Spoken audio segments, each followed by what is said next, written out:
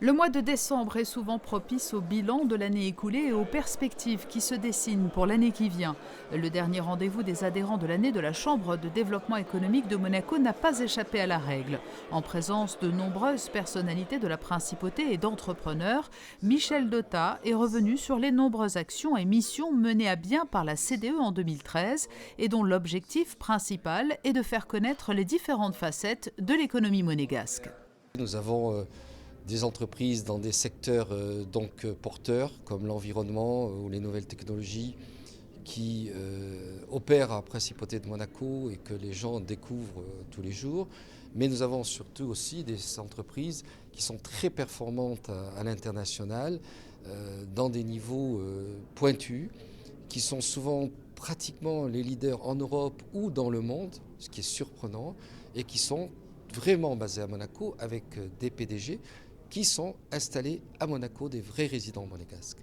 Au total, en 2013, la Chambre de développement économique de Monaco a organisé plus de 40 opérations en principauté et effectué 5 missions à l'étranger dans des destinations aussi diverses que la Russie, Hong Kong ou le Kazakhstan.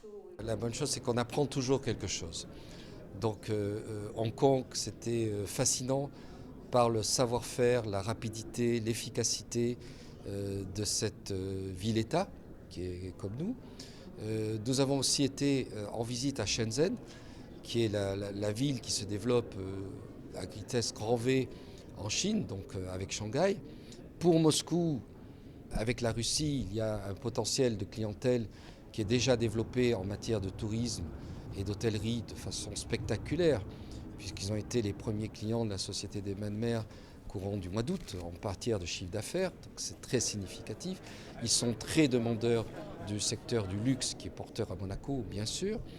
Et puis avec le Kazakhstan, vous l'avez dit, c'est un pays en voie de développement avec des ressources de matières premières exceptionnelles par rapport à non pas à la taille du pays, mais à la taille humaine du pays.